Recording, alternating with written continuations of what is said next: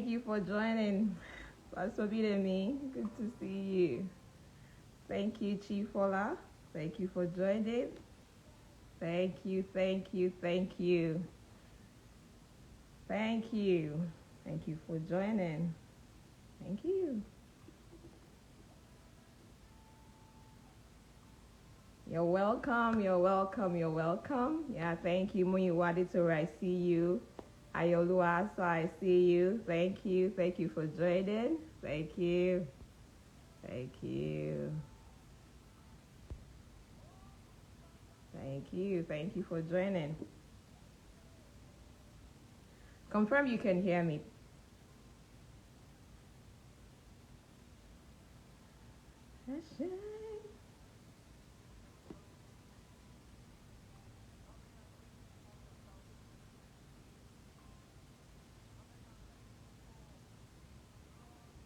You're welcome. You're welcome.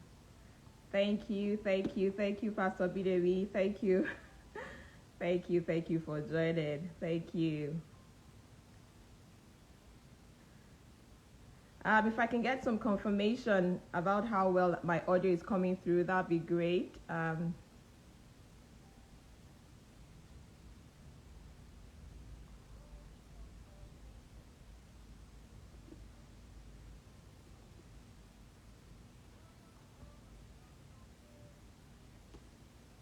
Thank you.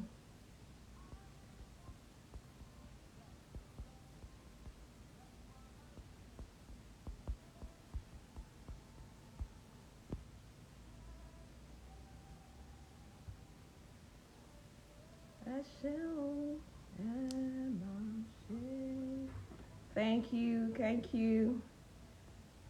Let's share the word. We're about to start. Thank you for being early. Thank you for taking out the time.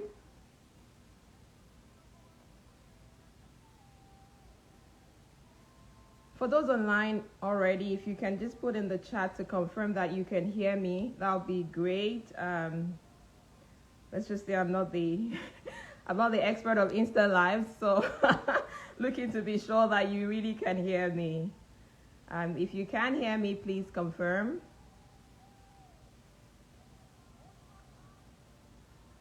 Welcome, Chidima. Thank you. Thank you so much.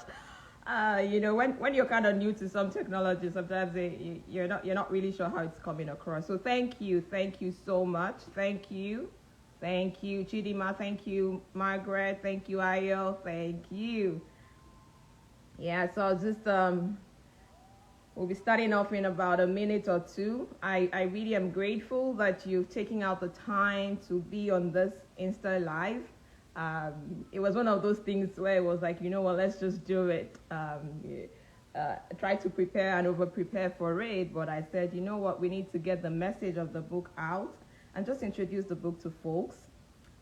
There's still a launch being planned for the book. At this time, this is an intro of the book and reading portions of the book to you and introducing it to the audience. And so I'm grateful that you're taking out the time to be here. Yeah, thank you, Biola Aziz, for joining. Thank you. All right. I think we might just as well start to get into it so as not to keep folks online for longer than necessary. So I'll just say thank you once again for joining. I'd just like to say a very quick word of prayer to just say thank you, God, for the opportunity to do this. I do not take it for granted. Thank you for everyone that's going to be joining or speaking or listening to me today. I ask, oh God, that you, Lord, just take charge and let it all go to the glory of your name. Thank you, Lord. So, what are we here for? What are we doing today? It's an Instalive. And the goal of this really was to talk about the book. The book takes stock of who you've become. It's in the background, that's it here. And it's a book that I recently published in October, about 2-3 weeks ago. And it's been an exciting journey in writing the book. The idea of the book came a couple of years ago, about 2-3 years ago, and the journey to the actual book writing has been interesting. It's been a journey of growth in trying to translate the insights that I'd received into a book. Took a lot of deep searching and just understanding really what's at the core of the message of the book. Was this just another book? Was this to check the box of being an author? And I can assure you that this is nothing like that. This was a sort of like divine instruction, really, to share some of the insights that I'd experienced, I'd seen, principles that I feel like more and more people are sort of not paying attention to, and it's becoming increasingly important, especially as the world is dynamic today. So many things are changing. And so you'd ask, what's take stock? Why did I write take stock? And before I go to take stock, for those who don't know me, who are just sort of joining this for the first time, Niasa, thank you, welcome, I see you. My name is Fumi Asa. Obviously, you're here on Fumi's live, but I would describe myself really as a transformational catalyst, and specifically as somebody who is a transformational insights translator. A translator because sometimes things you see, it's like when you listen to somebody who is speaking in another language. Sometimes you don't get it. You might as well be saying the same thing, but because they're speaking in another language, you don't understand it. And so I found that sometimes there's so many insights around, either in us, around us, in our journeys, in the things that are happening to people, and somehow they don't see it. But sometimes when you break it down into using certain principles and precepts and analysis, it helps others to follow. And so in the last couple of years, I'd asked myself, who am I? What am I here for? What am I good at? And I realized that, the more I dug deep, the more I realized that, I am an insights translator.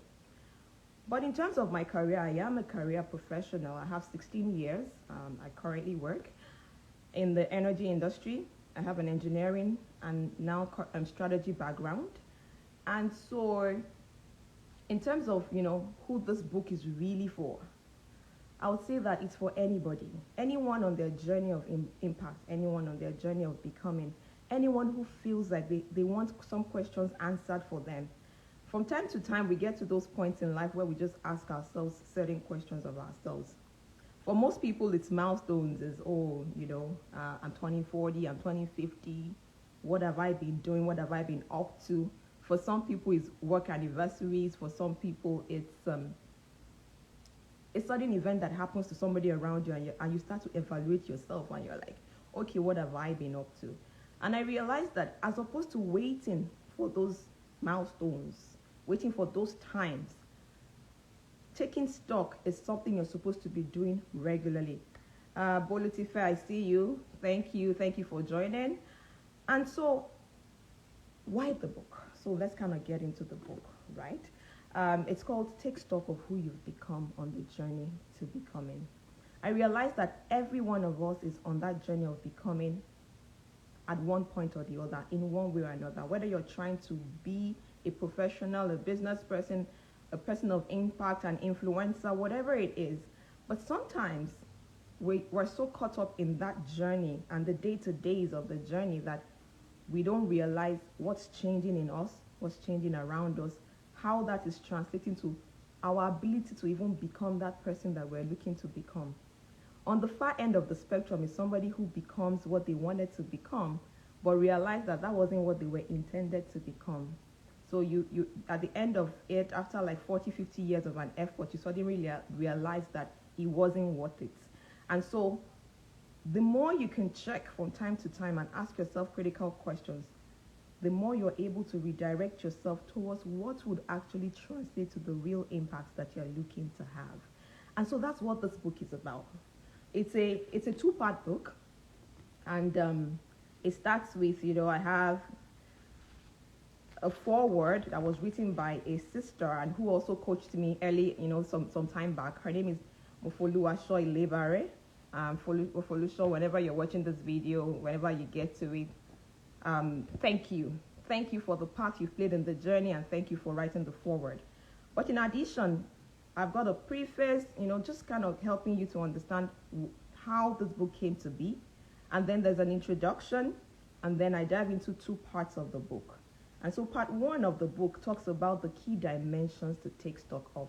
And that's very important. So one of the reasons why I use the analogy of take stock is when you think about supermarkets and places where there's so much transactions going on, there's that need to be checking, where are we per time? Otherwise, you might run out on your stock. And so that's how our life is. Between family, career, legacy, friends, the society, finances, so many things that are going on around it. It's just too much. But our ability to really be intentional as an individual of impact comes from your ability to take stock in a holistic way. Most of us on this call probably take stock one way or another, and sometimes we feel like, yeah, I'm doing great at this, but we miss the mark on other aspects of our life. And so if I look at the dimensions I'm talking about in the book, one of that is taking stock of your well-being. And I intentionally started with that because I realized that a lot of everything you'd ever become is hinged to your well-being and on multiple dimensions: physically, your intellectual well-being, your emotional well-being, your spiritual well-being. So those are the things that I talk about in chapter 1 of the book. In chapter 2, I talk about taking stock of your assignment. What am I sent to do? Who am I sent? Who am I sent to, and what am I sent to do? And this sounds very cliche sometimes, but I realized, hi Amaka, thank you. Hi Ayo for joining. Thank you, Tammy, for joining. Thank you, Mary. Okay, so I need to get the hang of Instalive. Thank you. All right, so if you think about your assignment, I was saying, so for some people it sounds very cliche. You say, we talk about purpose all the time. But as much as we like to avoid the topic, the definition of value at the end of it all is that you were indeed able to fit into the assignment that you were sent to do. And so in the book, I talk about how to use them, taking stock of your assignment, taking stock of your purpose, taking stock of the instructions that you get, taking stock of your destination, and more importantly, taking stock of your target audience, which is where a lot of people get challenged. And sometimes some people are sent to a target of 1, and your success in life is tied to your ability to deliver on that one audience. Whereas for some people, it's a very large audience. So that's one of the things I talk about in the book. And then in chapter 3, I talk about take stock of your opportunities and giftings. And the truth about being able to recognize what is opportunity for you is hinged on you being understanding what your assignment really is, what you're called to, what is important to me, because what somebody else might call an opportunity might just not be important for the assignment that you are called to. And that's why it's a sequential build-up from just understanding your well-being, understanding your assignment, understanding your opportunities and giftings. And then chapter 4 talks about taking stock of your journey. What is the unique packaging of my legacy assignment? Why is the path that I have been on as an individual important for where I'm going and who I'm sent to? And number 5 talks about take stock of your resources. What are your enablers? And that sequence was deliberate, as I write in the book, because it's making sure that we start with the fundamentals and then we build up on it as we go up. And so in part 2 of the book, so it's a 2-part book, I then dive into why must we take stock. And so I talk about 5 themes of why we must take stock. And then we go to how to take stock. And this for me was very important. The subtitle of this book is that it's a faith-based practical guide to purposeful and impactful living. And so the practical was important because sometimes we get these really great insights. And I feel that as a translator, if you're not able to really break it down to how do I then translate this to my life, then you really have missed the mark. And so that's why the book goes on to talk about how to take stock.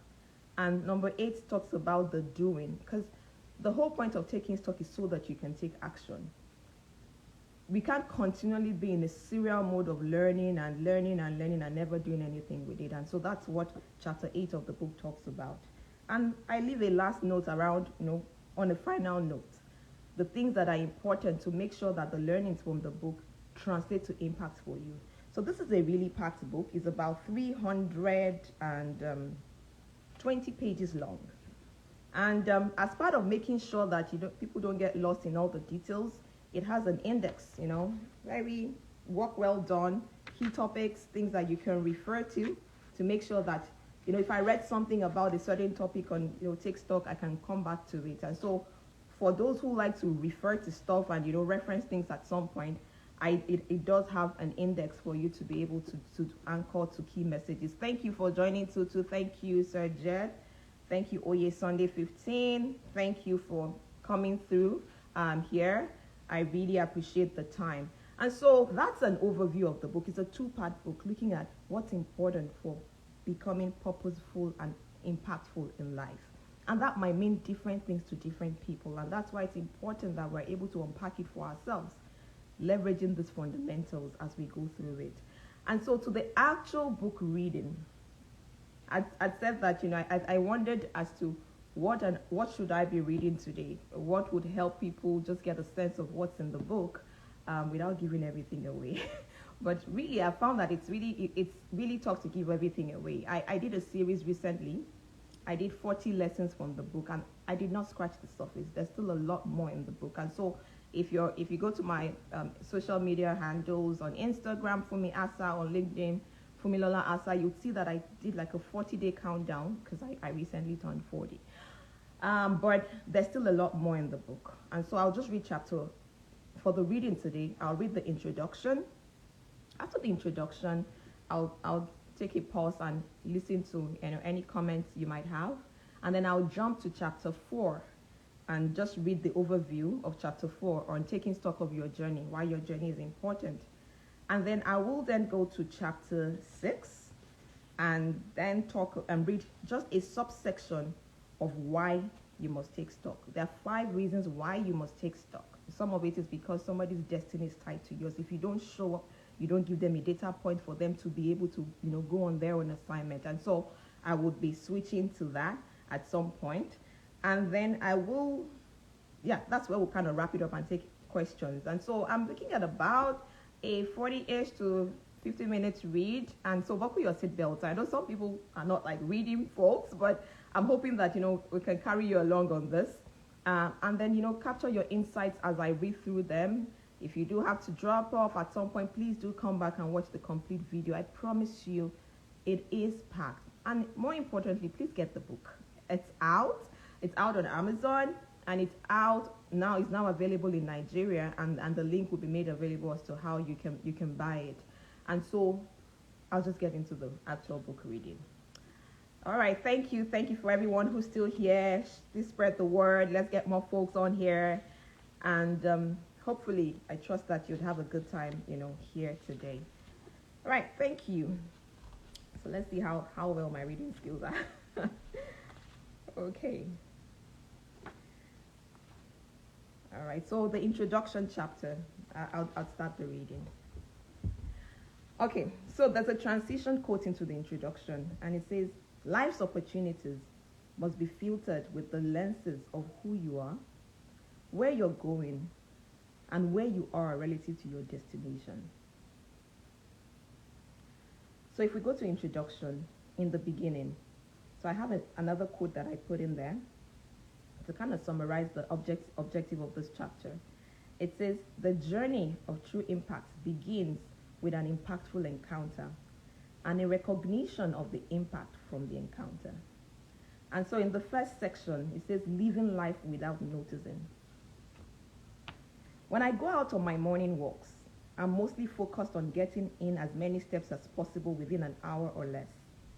Often, I would walk past some neighbors whom I think of as my walking colleagues or some of the estate staff. In some instances, I'll wonder to myself, is this the first time that I'm seeing this person today? Or have I said hello to him or her this morning? Or was it from yesterday? On those occasions, I was so focused on getting past the tiredness and pushing my mind to propel my body towards my set fitness goals. As a result, I would start to second guess some of my other actions during the walk, such as whether I had said hello to someone. A part of my brain had switched to autopilot mode in the moment.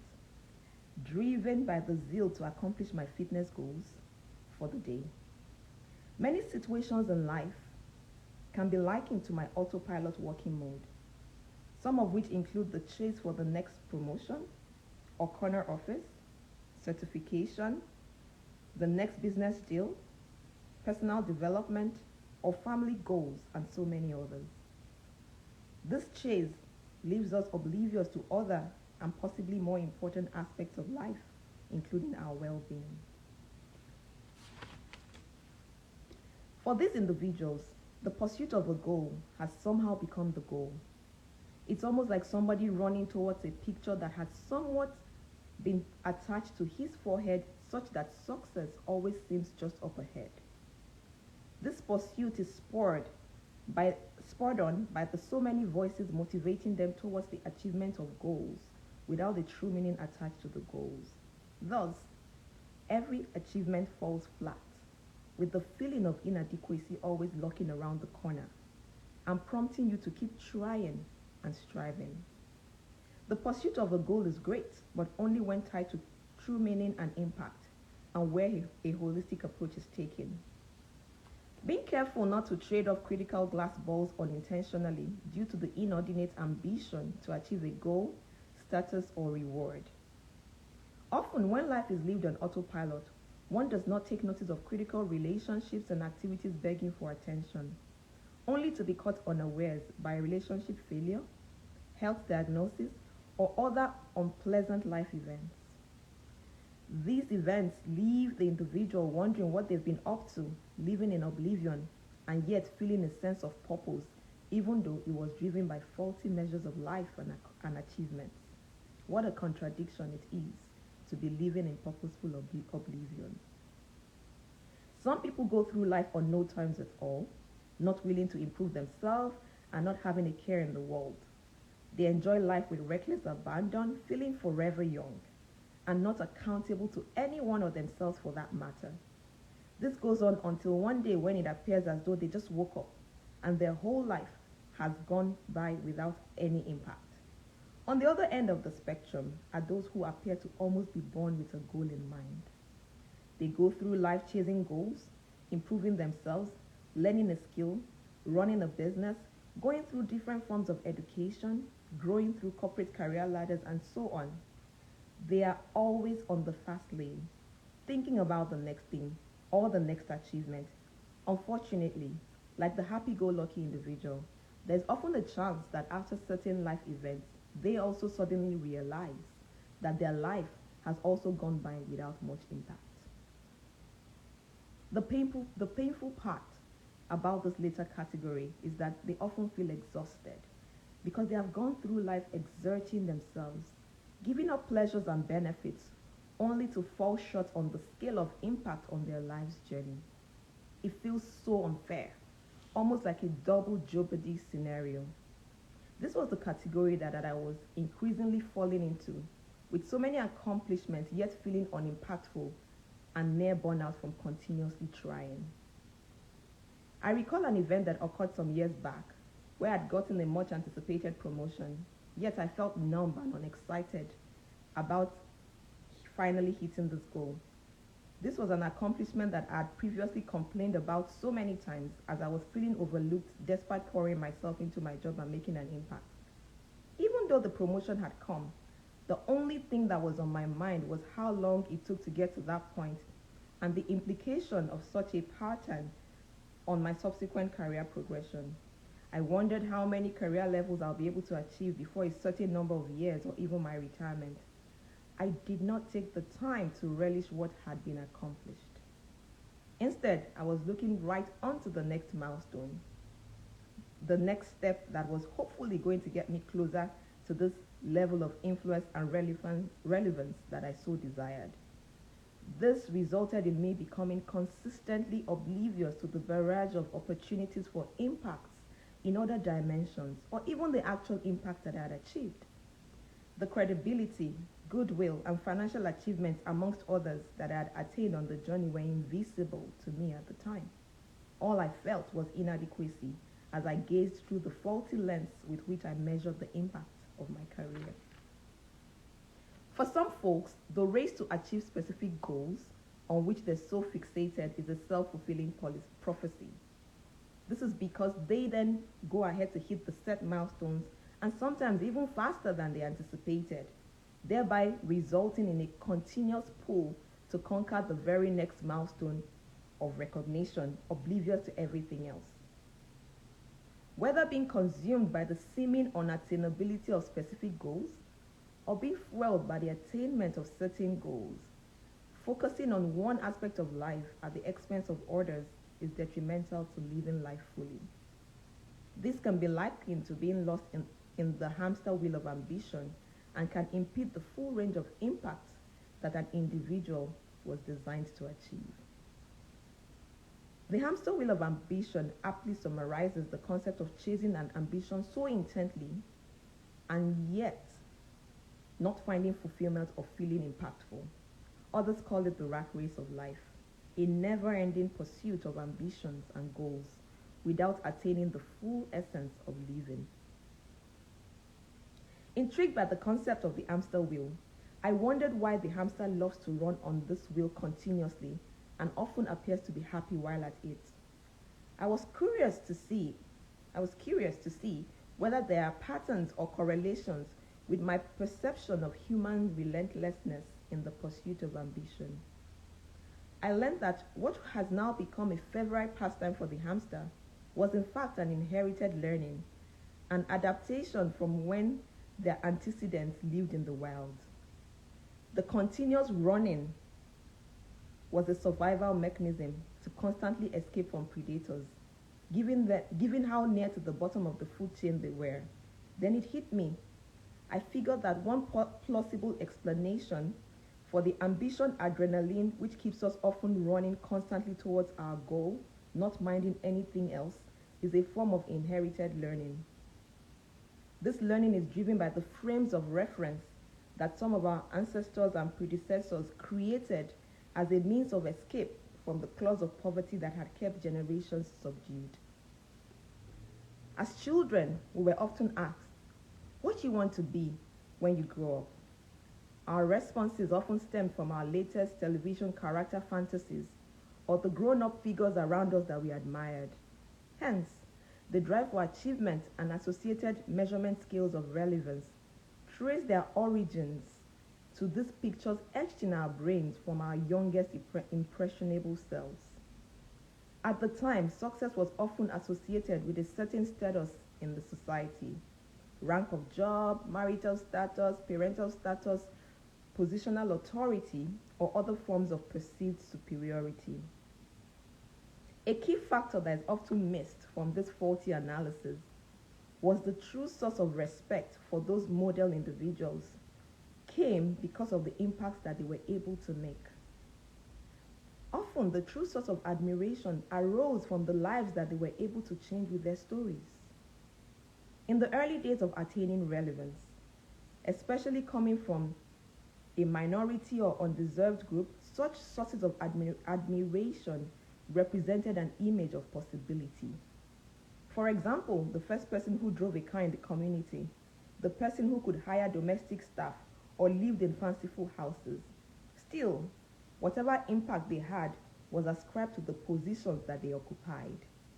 Hence, the impact narrative became lost in translation and was replaced instead by a drive to attain a position of relevance. And so this led to the following generations remaining anchored to these pictures, never feeling fulfilled, yet pursuing these goals of relevance without being intentional about actual impact. Some spheres of society seem to have conspired with this fake it till you make it paradigm, which suggests that making it is indeed the ultimate goal. We're cheered along by the many voices urging us to create these goals and smash them, such that we become fixated on the next achievement. Eventually, we grow to love the constant racing, like the happy modern day hamster. We say to ourselves, when I become this or when I attain that, then I will be recognized and I will make an impact. Unfortunately, this form of fulfillment stemming from ambition-inspired racing always seems just up ahead and around the next corner. So the race continues. We get so caught up in the race of becoming that we lose sight of who we have become. On the journey towards becoming, there may truly have been growth and capacity expansion. However, if we do not take out the time to recognize who we have become, then we deprive those who should benefit from the early wins of our journey because we continue to hold back, waiting for the appropriate time and place in the future. In fact, in some cases, we have become so much of what we are looking to become that only small enhancements are required. Still, we miss out on these critical moments and details because our skills are flawed. In our mind's eye, we do not yet look like the refined gold that we are looking to be, even though all we may need is final polishing or little adjustment to shine. Unfortunately, despite all the cues along the way and the opportunities to double your scores with trump cards along the way, you arrive at the finish line of that endeavor or even life in its entirety and realize that you only scored minimal points. Just like the many adventure and survival reality shows that I've watched, even though you met the targets of finishing, you realize that you feel unfulfilled because of the missed critical clues and opportunities along the way. At this point, like a splash of cold water jolting a sleepwalker awake, you come to the full realization that you have been living life without paying due attention. The next section of the introduction chapter talks about the light bulb moments. And so I read, from my earliest recollections, I have always been intrigued with solving problems. Even as a secondary school student, if I had a mathematical question that was proving to be a hard nut to crack, I would think about it consistently and even dream about it. Often, somewhere along the line, maybe even from an entirely unrelated subject, suddenly a light bulb comes up for me, and the solution to my nagging challenge suddenly becomes clear. At these light bulb moments, missing steps in my previous exploration or the incorrect application of a formula becomes apparent. Thereafter, I'm able to identify the things that I needed to have done differently. Often by divine providence, life presents you with many opportunities to reflect, just like traffic lights along life's journey, providing prompts to stop, breathe, and have candid conversations about some of the nagging concerns or restlessness that you may have, that you experience. These moments may arise from a once-in-a-lifetime event, a series of events with connected messages building off one another, or just multiple events occurring at the same time. For you, it may be an aha moment when you find elements that resonate with your journey as you read my stories and learnings in this book.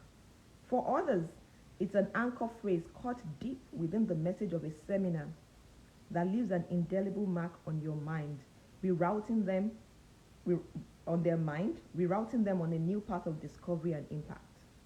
At such times, you're suddenly jolted out of the purposeful oblivion discussed earlier with an understanding of what truly matters and a honest assessment of your current status relative to your designed purpose.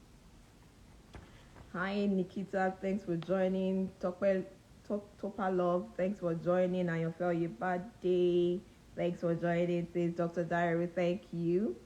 All right, so the light bulb moments on the journey of becoming show up when you realize that life is not just about accomplishments.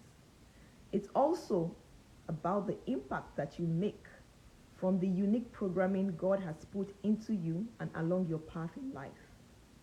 In the preceding section, I discussed my perspective on the root cause of the never-ending pursuit on the hamster wheel of ambition. I discussed how the fixation on positions and accomplishments as an indicator of relevance due to an abridged narrative is passed from one generation to another, thereby resulting in a growing pool of increasingly restless people who, despite hitting significant milestones, remain unfulfilled deep within. The ambitions of these individuals may sound like this: I want to be like the famous actor or an international speaker who has written X number of best-selling books, or who speaks to an audience of X thousands regularly with Y retainerships with Fortune 500 companies. At face value, this statement looks like a great aiming point. However, this often led several individuals on a chase to keep churning out output to make them hit that X threshold from their role model.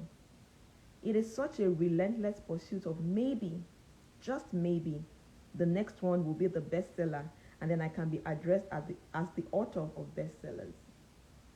The portion missing in the initial narrative is the true reason why the role model is recognized. It's often driven by the impact that they have made in the lives of others. This makes those people unpaid advertisers helping to spread the word to others who then also catch the flame of the impact, and the story continues. The challenge often is that quality and quantity of impact are often harder to report, and so the human mind often defaults to proxies such as the number of outputs that are churned out. When true impact is understood, an individual can recognize that more value is attached to the lives and the situations impacted rather than the visible, tangible markers such as social media followers or likes. You then realize that impact is more about staying true to your calling or purpose and focusing on your target audience, which in some cases is the audience of one. An example of the audience of one metaphor is that teacher, mentor, parent, or impactful figure that has molded the life of one or few individuals.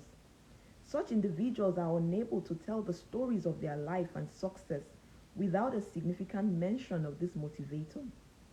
So when they go on to be great global influencers, they always mention this strong influence on their lives. Attempting to quantify this influence by way of riches, position of influence, or the type of measures would have fallen short. Yet, they stand up tall on the scales of impact and influence. The light bulbs that set me on this path of understanding true impact came as a series of events that culminated in a moment of deep realization. This happened in the late first half of the year 2020, and it was from this that this book was born. It started as a spark that continued to be fueled by new revelations as I walked the path into a strong fire that now keeps me going on. In the years leading up to this time, I had been interested in self-exploration and taking several behavior and leadership assessments, either as a part of a course or just some learning process. Upon reflection now, I see that there always seemed to be a consistent theme around the assessments with little changes as my perspective changed over the years. However, in the year 2020, I took a course as part of a graduate program at the Massachusetts Institute of Technology, MIT, Cambridge, USA. In the course, I had yet again encountered some leadership assessments that led up to 2 autobiography reports for the course assessment. Some of the exercises and additional exploration that led up to the autobiographies built on my previous learning and started to provide me with additional insights. These insights cast light on deeper reasons for some of the behaviors I had observed, which were now highlighted by the assessments.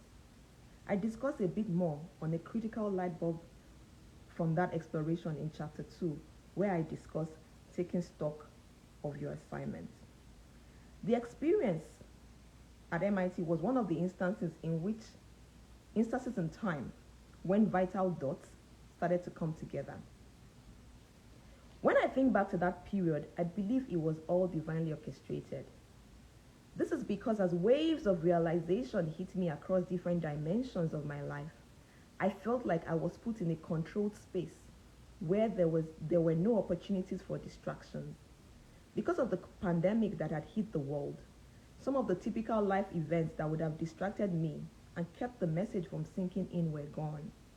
In hindsight, I say to myself that all the stars indeed aligned. For instance, the COVID associated lockdowns that impacted the world at the time had a significant positive impact on me. It was a critical enabler for ensuring that these messages of true impact sank in. It was an appointment with destiny that was to change the course of my life forever.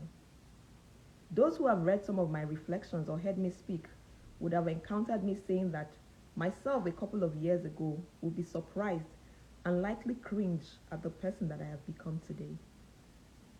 As my view of impact evolved, I went from being an extremely private person to sharing my stories and thoughts with the world, such as the examples in the various chapters of this book.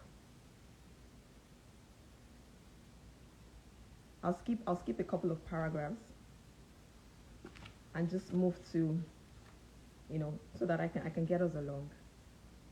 Amid one of the hardest times of my adult life to this time, a new me was born.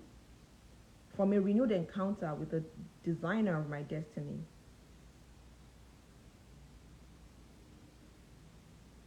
Most people, while my husband was stuck many miles away, it was a time for a conversation with myself and regular pillow talks with my maker. It was a time of true realization and the beginning of an impactful growth journey while the world was locked in place. And so there's a lot of this story in this book so that you understand where I'm coming from in terms of how I got to the point where the light bulb made me change drastically, and I can't wait to share that with you in the book. But at the risk of going on, because of time, I'm watching the time, I would skip over to chapter 4, like I said, and talk about. So in this chapter, I end chapter 1 by talking about taking stock defined. Like, what does it mean to take stock? And maybe it's worth just reading that particular point, and then I move to chapter 4. So I'll just go ahead and say, so what does it mean to take stock? In the context of the journey of becoming, I think about what the best definition of this critical purpose-enhancing process might be, and many ideas come to mind. Taking stock is being present in the key moments that define your life and journey, while taking an aggregate of the past, patterns and events leading up to where you are, all in the context of where you are headed and who you're becoming. It's a 360 degrees holistic experiential life journey. It entails living life purposefully, connecting the dots, and stringing the many blocks of your life together. The goal of which will be to recognize the consistent theme between the lines of your life's script, consequently enabling you to identify the capacity that you carry and the gaps that must be filled to be the person of impact that God has called you to be. In summary, taking stock is living life purposefully and intentionally. When you take stock, you realize who and where you are, the impacts of where you have been, and where you're going. This will then be useful in providing a true sense of what is next on the journey to your ultimate life goal. And so if I move to chapter 4, like I said, on taking stock of your journey, I'll just read some excerpts there. Why is your journey important?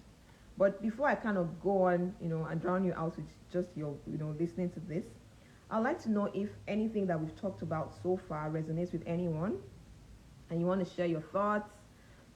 Hopefully I'm able to get you on live to share your thoughts, 1 or 2 thoughts, and then we go to chapter 4 to continue the reading. And thank you, Oluwase Ifominikan. Just to, okay, thank you.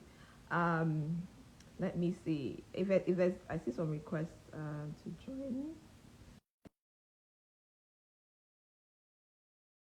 How this goes. So if you want to come on live to share your thoughts, you're welcome to invite and send a request. I'll accept it, and then we can talk through it. But if there are none, yeah, thank you, Pastor Bidemi. Thank you. Okay, I think I still have one request. All right, maybe do you want to go live? Okay. All right, so maybe I'll just go on to chapter 4 while we still have folks on the line. and then talk to the impact of your journey. Why should you take stock of your journey? All right, maybe your life. Do you want it? Okay, I think you may have declined. All right. Okay, so let me just take chapter and the journey. Journey, there's a transition quote into that chapter, and it says, your journey is one of your unique qualifications to qualify to fulfill your God-given assignment. You are a message and you carry a message all woven into your life's journey. So that's a quote by me. So take stock of your journey. I'll just read the overview of take stock and then of the journey chapter, and then go to why you must take stock, because I recognize that, where time is running very fast, and my goal is not to read you through the book, but just touch on a few things that might inspire you to say, you know what, I need to get this. All right, so chapter 4, take stock of your journey. What is my unique packaging for my legacy assignment? Nia, so you have a question. Go ahead. Okay, you want to come on live to ask it, or you just want to type it in the chat?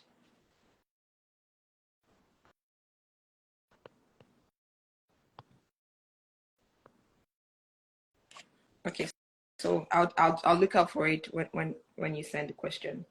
So the quote for this chapter says, the making of life's movie is as important as the final product. The quality of the product is driven by the highlights in the process of the making.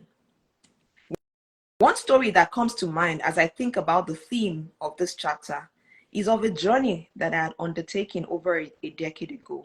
The highlights of that journey are still etched in my memory after so many years.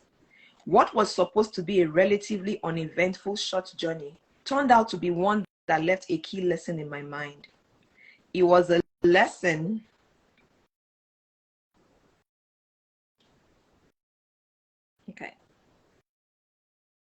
It was a lesson on the importance of the nature of an individual's journey for the appreciation of events on that journey and others for that matter. Before I discuss the actual events, it's worth painting the context. In the early years of my marriage, my husband lived and worked in a different city from mine. So, us time was typically down to 1 or 2 weekends a month, or during work vacation days in the very beginning. A couple of years later, I got a 2-week rotational assignment for about 18 months, which meant I was in the field location for 2 years and then back home for 2 weeks, and for 2 weeks rather, and then back home for 2 weeks. In my off-field time, I would head out to see my husband to get as much of the time as I could, because I still had to fly out to my field location from the city where I lived, not from my husband's location. So it was still not 2 full weeks of us time. The 1-hour flying trip to see my husband during these early years was therefore important. It was on one of such trips that I had this experience that I mentioned above. Now to the actual story. It was yet another one of my 1-hour flight days. As usual, I'd called my husband to inform him that I'd boarded. See you soon, I must have said. The flight started relatively okay, but the journey was somewhat bumpy. As we often think when in those rough airs, I thought to myself, just a little more time and we would soon be at the destination. I was looking forward to just resting when I got off the plane in a few minutes. When we were almost at the destination, the location looked like a plain white sheet where I would typically have started to see some indications of life, the distant indications of greenery. Then the flight also became increasingly bumpy. We probably circled a bit. Next came the last thing I was expecting to hear at that time. An announcement came from the cockpit to say that visibility was too poor and the single runway at the location was quite short. As a result, we could not take the risk to land. We are heading back to Lagos, was the verdict. At that point, you could see the tension on the faces of everyone on the plane. Those of us who could still muster some energy to pray. Started to pray. Others glanced around nervously, with the many what-ifs playing in their heads. It was not that I was not doing my own what-if analysis as I prayed. There was just no way for me to communicate to my husband, who was waiting patiently at the airport for this 1 hour flight that did not seem to arrive. If the outbound flight was defined as bumpy, the return to the origin was twice the scale of bumpiness that we experienced initially. We were all nervous. The seatbelt sign was on throughout the flight. I recall an elderly passenger wanting to dash into the toilet so many times, and each time the flight attendant would scream at him to go back to his seat. It was that bumpy. Thankfully, we arrived back in Lagos without a crash, and everyone heaved sighs of relief. Phase 1 was completed. We made it out alive. I called my husband, and I could hear the relief on the other end of the line from hearing my voice 2 hours later for a flight that was supposed to be for only an hour. What made it worse for him while he waited was that about 2 other planes landed at that location during that time. So he could not explain why mine did not. I guess the other planes were more equipped or experienced enough to risk the landing. Imagine somebody who took the journey to that destination on one of those other planes. They may not have been able to relate to my story because they had a different outcome. They landed. They may have been in a different type of aircraft, or for whatever reason, they made it to the destination on that same day. I imagine that the stories that they told their families, friends, or whoever they were meeting that day would have been, the flight was really rough, but thankfully it's over. They will be surprised to learn that some of us went through a 2-hour encounter and still did not reach our planned destination that day. This is very similar to the instances in life where we assume that others should be able to deal with or brush off certain encounters because we are able to. What we often do not realize is that there might be some teeny-weeny or even major disparity in each one's context despite being exposed to similar events. Well, back to my own flight and airline. When we got off the plane, it was now time for a reevaluation. Those who had missed the specific engagement that they had for the day were ready to just head back home and seek some sort of refund or redress from the airline. For some others, they probably said to themselves, I'm never doing that again, and just went back home. For others, the destination was home, so they had to be back. For me, it was my 1 in 2 to 3 weeks opportunity to see my husband, so I was ready to go back on the journey. After a lot of discussions and negotiations with the airline, those of us who still wanted to fly were rebooked to fly early the next day. I had to sleep in a hotel close to the airport, thankfully on the airline's bill. As I went to bed that night, I was just thankful to be alive. Day 2 of the flight experience started bright and early. It was a chance to redo the journey to my destination. Like many people who come back determined to take on life's encounter to get them closer to their life's destination, despite previous challenges or failed endeavors. As we checked in and boarded, I recognized many faces from the previous day's journey alongside some new faces. The new faces were those who had been scheduled from time to travel on day 2. They were fresh on the journey, at least from the perspectives of those of us who were on our retake adventure. Thank you, White Food Concept, for joining. Tosin Alesh, thank you. Sugar thank you for joining. All right, thank you for joining. Now, thankfully, the flight this time was not too rough, and we arrived at our destination at the scheduled time. However, something interesting happened as we landed, which formed the basis of my most profound insight from this journey. I'm not sure why, but the actual landing was somewhat rough. As the plane tires hit the tarmac, there was a big bump, almost like a bounce, as the plane then decelerated to stop. Despite this rough landing, those of us from the previous day who were all happy to finally be arriving at our destination in one piece started clapping so hard. Whereas the day 2 only passengers looked at us in irritation, annoyed that we considered the poor landing by the pilot something to reckon with, talk less of even clapping. It was then that the realization of what had happened hit me. Those of us from the previous day had a shared experience that the newbies had no idea about.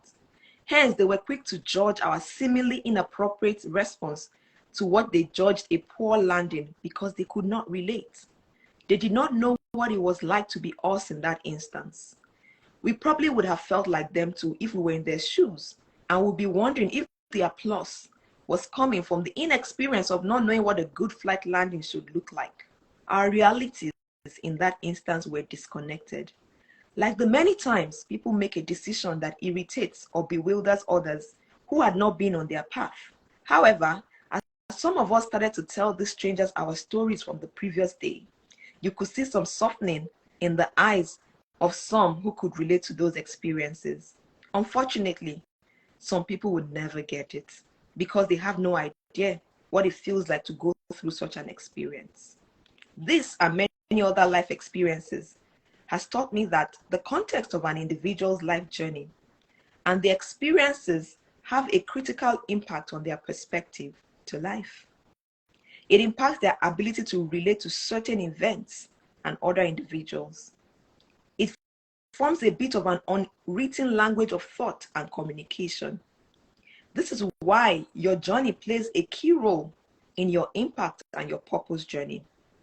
As I noted in the transition quote to this chapter, it is one of the unique qualifications to fulfill your own God-given assignment. It is one of the special scripts that God has written for the audience of the world.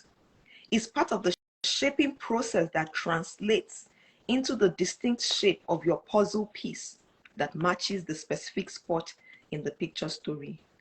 Your journey is a message and often translates into the portions of the message that you carry. Let us take an instance of a 50-year-old who is feeling stuck in life, listening to somebody who has been on the fast lane all of their life and hitting many milestones as the first to achieve dash dash or youngest to dash dash. Sometimes this struggling late starter may find it hard to relate and might think that the achiever lightly dismisses key issues that they are struggling with in life. The chances are high that the individual becomes turned off and as a result misses on critical life lessons that are applicable regardless of one's starting point. Yet, this achiever's message will strongly resonate with and inspire somebody who is just starting off in life, or even somebody who has been rebuffed as being too ambitious. They can relate with the message because they know what it's like to be this young achiever. That is not to say that you do not get people who are inspired by people who have been on a radically different path than theirs.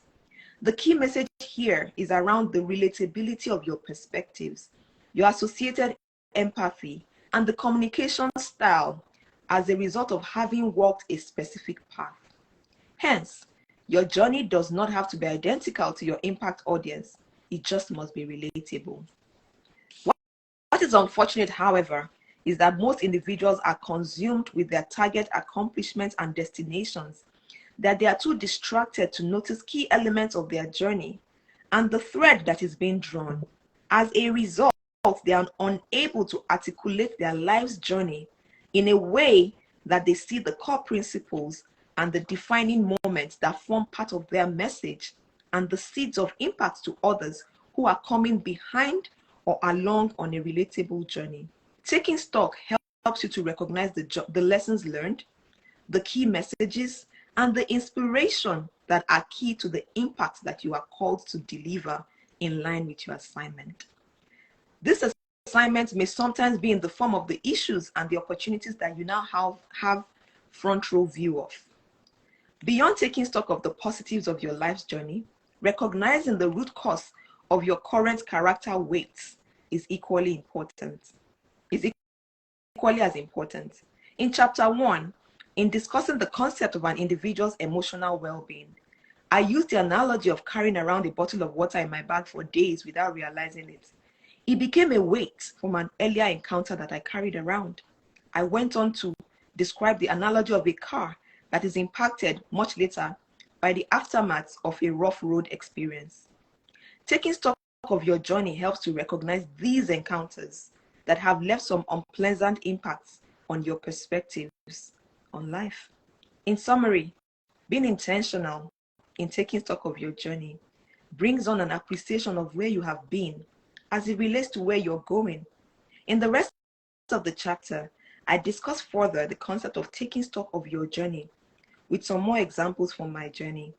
I also include examples from impactful characters recorded in the Bible to bring to life the key things that need to be recognized as part of taking stock of your life's journey. The first section takes on the lens of recognizing the story that is being told by your journey in response to the question, where have I been? The second section shifts the focus to the shaping process of the message that you now carry as a result of your journey and the path ahead. And so that's the overview of the chapter on taking stock. So it's the intro to the rest of the chapter on taking stock of your journey.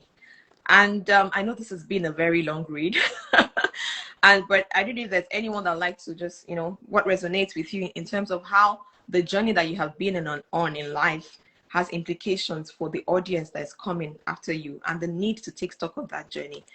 I don't know if Nee still wants to, go live with this question. Okay, Nee. Okay, so are you still there? Okay, so I think there's something going on there. I'm not able, I've accepted it, but it looks like you're not able to come online. Okay, so as I wrap up, there's a lot in the book. Again, as a reminder for those who have joined later, that the book has about 8 chapters in it. I've read a bit of the introduction, and I read chapter 4 of the book, the overview of chapter 4, the intro of chapter 4, which is taking stock of your journey. The second part of the book is around why you should take stock, how you should take stock, and the doing that results from taking stock. And so, as I wrap up, I would like to touch on one example on why you should take stock. And that's from chapter 6, just one of the examples in chapter one of the subtitles in chapter 6.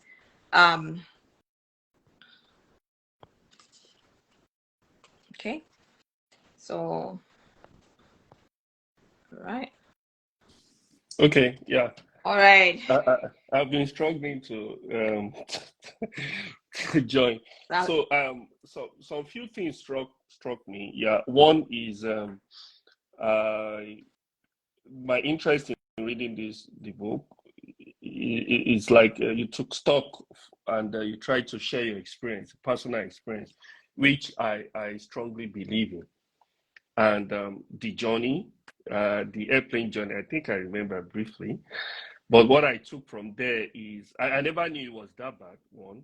And what I took from there is always an advantage to always learn from others' experience. Because in the plane, people flying the second time this is a bumpy ride. Why the excitement? You understand? So it goes beyond you explaining, to the second rider why this is.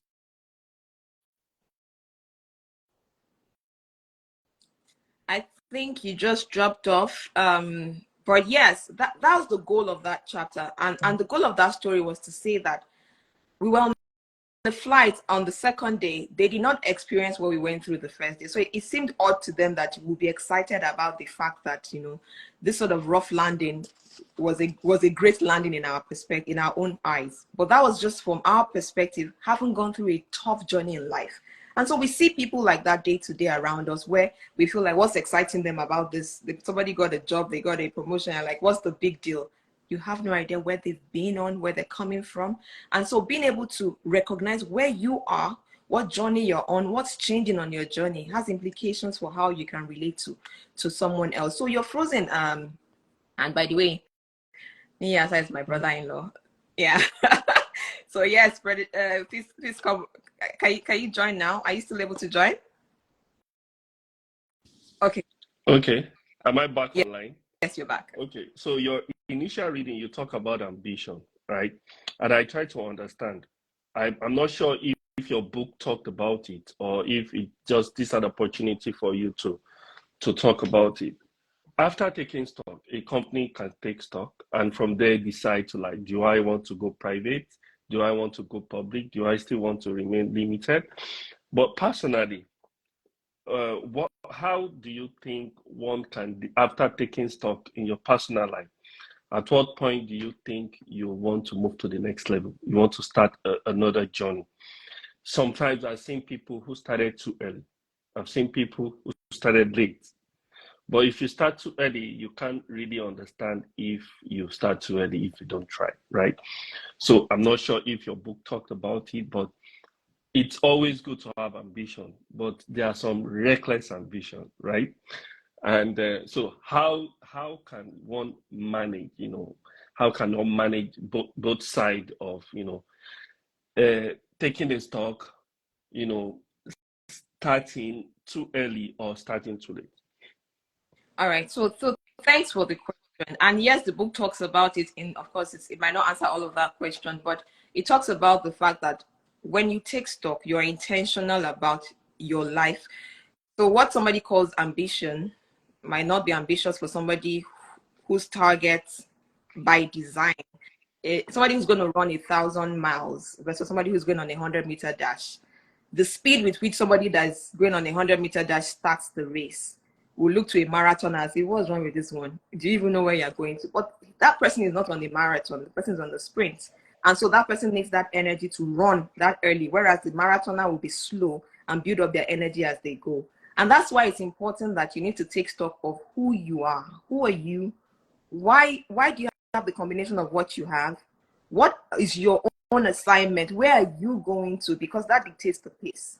And so I then write in the book about, as you then start to become more conscious of where you're going, who you are, how it all comes together, it influences how you choose what is called an opportunity versus somebody else. Because the opportunity to take a rest and grab a bottle of water to drink for the marathoner is important, because if he doesn't drink that water, he's going to run out of breath in some minutes time. The sprinter does not have that luxury to grab a bottle of water because he would not make it there in time for his competition. So those are the things that taking stock makes you to understand. It puts you on your own journey, and you start to realize that even as you take the stock, you have to translate it to impact for your audience. For some people, it might be that person that you are going to encounter in your office for two, 3 years, and they move on to somewhere else. And that was your chance to change the trajectory of their life. And because you don't even recognize what's happening with you, you're caught up in where you're going. You didn't have a chance to impact that person. So it's a mix. And to your point, you need to try. Some people's opportunities. So in the chapter on taking stock of your opportunities and giftings, I say that some people are waiting for that big time where they can take the leap. Whereas the opportunity in taking the step today might be what gets them to that final destination. So it's going to take on different journeys for different people, but I really do explore all of that in the book. And I'm hoping that when people read them, they can find for themselves, because it's not an answer, it's a guide. It's one that leads you to ask yourself questions. It's from the questions that you ask yourself that you can answer where your journey is headed. Thank you. All right. So as we start to wrap up, I'll just touch on that one example of why you should take stock. So chapter 6 talks about why you should take stock. And thanks everyone who has joined, those who have gone. If you're watching this after this live, thank you for watching it. And I hope that you hurry and get your copies on Instagram, Amazon, excuse me. And you can also get it, in Nigeria. The details will be posted on my page on how you can pick it up in Nigeria. The copies are ready and they are available right now. And so if I can just read the example of why you should take stock. So the fifth reason why you should take stock is that, according to how I wrote it in the book, is when you don't take stock, other people will do it for you, and it will likely be suboptimal. And so the quote that I start with here is from the Bible. It says, as long as a heir is underage, he's no different from a slave, although he owns the whole estate. That's from the Holy Bible in Galatians 4:1. A song by the musician C.C. Winans brings to life a story in the Bible that resonates with me when I think about the reason for taking stock that I discussed in this section. It is the story of a certain woman with an alabaster box of very expensive perfume who had come to Jesus to anoint him ahead of his death. One version of the Bible describes the woman as weeping so much that she wet Jesus' feet with her tears and wiped them with her hair before anointing him with her expensive, precious perfume. Hi, sis. Thanks for joining at Ronke Akimade. She poured her treasure on him to the disdain of the intellectual and religious onlookers, and to the anger of the disciples of Jesus. Those who scorned her did so because they considered her a sinner, wondering if Jesus knew the kind of person that was anointing him. The disciples, on the other hand, were angry at the waste. They felt that his precious perfume could have been sold at a high price to feed the poor. Their argument had sound logic and would normally be correct. But in this case, only the woman knew why she did what she did, and only Jesus understood the true significance of what had just happened. Jesus called the effort as excellent, saying that she had done a beautiful thing. She had fulfilled her kingdom assignment. She was anointing him ahead of his burial. The verdict was so profound. He said, "Truly I tell you, wherever this gospel is preached throughout the world, what she has done will always be told in memory of her." She had hit the jackpot. This seemingly unknown and unworthy woman, later to be named as Mary Magdalene in some other Bible passages, was to become an integral part of the journey of Jesus' salvation assignment to the world. All this because she did an uncommon thing that was deemed by even those that were closest to Jesus as a worthless exercise. She seized an opportunity in line with her kingdom assignment, coming from an appreciation of Jesus and his power to save her and transform her erstwhile worthless life, even though she could not have had an inkling of its far-reaching consequences. She still took the bold step. If it was left to others, they would have taken what would have been judged by many as a prudent direction of selling the oil and giving it to the needy. However, it would have missed the mark of our ultimate kingdom assignment that has now become a data point today of daring to be different in line with your kingdom assignment. The voice of the people, unfortunately, is not always the voice of God, contrary to the common notion that has been touted for years. When you do not take stock, people will do it for you, and it may not always be aligned with where you need to be. I recall a personal experience regarding some career development choices that I wanted to make so many years ago. I had been cautioned at the time by my boss that what I had noted down was deviating from an ideal profile for my discipline. He had advised me in good faith to make some changes and include some more aligned options. I did so at the time. However, I realize now so many years later that my inclination is still in the direction that I was headed at the time. Only this time, with the benefit of recognizing some of my instructions and leveraging opportunities that have come my way over the years, I have grown in my confidence level and clarity on the directions that I was headed. So, as a result of taking stock of who I'd become on the journey to becoming, I was able to take charge with God's guidance of my choices, even where they appear atypical. Going back to the story of the alabaster box, CC Winer's rendition of the song in her track Alabaster Box in an album with the same title, weaving in her own experience, gives me goosebumps when I listen to it. She sings, "I've come to pour my praise on him like oil from Mary's alabaster box. Don't be angry if I wash his feet with my tears and dry them with my hair." In appreciation of where she's coming from and who she had become, she's willing to shower her precious talents on the one who saved her. She reminds whoever cares to listen that they have no idea how it felt when Jesus found her, wrapped his loving arms around her, and healed her soul with the wonders of his touch. Now she's willing to pour out all her life's treasures to God, regardless of what anyone thinks. She makes an important conclusion that anyone on the journey of destiny and impact should. The lyrics of that portion of the song says, "You don't know the cost of the oil in my alabaster box." Yes, they may know what the oil of her life and praise costs at face value.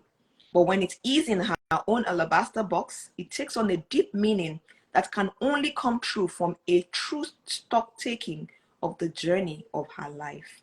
Some of us go through life tossed around by the opinions of others, especially in this age of information overload. Hence, it is important that you are intentional about taking stock. As an added analogy, I often have had family and friends help me out with some tasks because they were looking out for me, and I'd left the task unattended for some time. However, despite their best efforts, based on what they thought was appropriate for me, I sometimes come and see that I would have preferred it done a different way. Sometimes I complain, and at other times I just stay quiet, accept what has been done, and walk through the issues, such as when I find a top that I'd been looking for in my skirts locker. Bringing the analogy back to the journey of becoming, it is important to note that mentors, coaches, and friends are great resources for the journey. However, they often only have a partial picture of you. The only people who know the different dimensions will be the creator and the one it has been revealed to, you. The onus is on you to integrate the various perspectives that you receive from your resources into the glimpse of you that God has given you. You'll be surprised at how different the full picture might look compared to the independent perspectives that you receive from others. So the question for you will be, do you know the true cost of the oil in your alabaster box? When you take the time to take stock of your many dimensions, you are better positioned to leverage the opportunities on the journey of destiny and impact. The story of the you that you are becoming will continue to evolve, with many more expressions showing up, but the true core of the you that you are intended to become remains true as you evolve through the seasons of life. And so, with that excerpt I just gave right now, thank you for joining. UK, Doya Rebs, highly favored it, Ready. Sorry if I mispronounced that. Ibadun, thanks for joining. And so again, as a recap, I went through this kind of 1 hour plus live to sort of walk you through the book. It is not exhaustive. I didn't cover everything on there, but it was just a teaser as to some of the topics that are in the book. As a reminder, the book talks about, gives you an introduction, talks about the things that you should take stock of. Take stock of the dimensions you should take stock of: your well-being, your physical well-being, mental well-being, your intellectual well-being. I don't know if you know what your intellectual identity is. I talk about that in the book. Your spiritual well-being, how that helps you to connect to everything else. The chapter 2 talks about your taking stock of your assignment, talks about your purpose. How do you even define your purpose? What are the indications of your purpose? How do you take stock of the instructions that are leading you on your journey? How do you take stock of the destination of where you're going to? How do you take stock of your target audience? And then in chapter 3, I talk about your opportunities and giftings, your opportunities to learn and grow. How do you recognize them? Do you recognize the shaping, the small opportunities that become the big opportunities at some point, the ones that prepare you for the big time that you take on the stage? I look at that in chapter 3.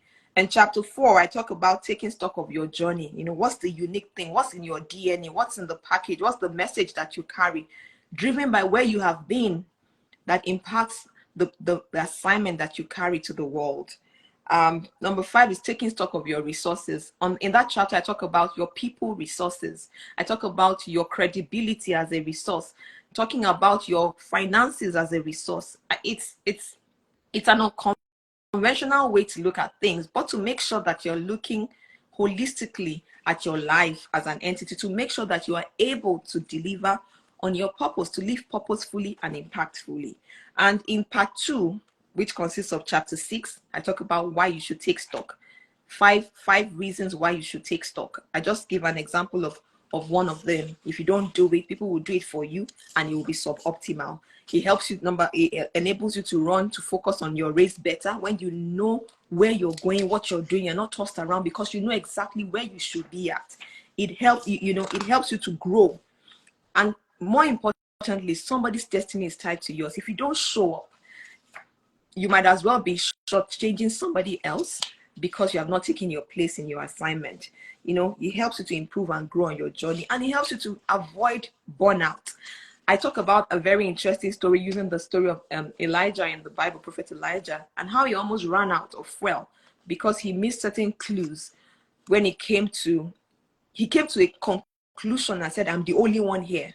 And there were clues that he missed. And he almost ran out of his purpose fuel because he did not take stock.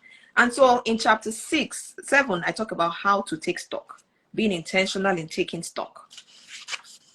Taking out time, your conscious presence and dedicated reflection. And then in chapter 8, I talk about the doing.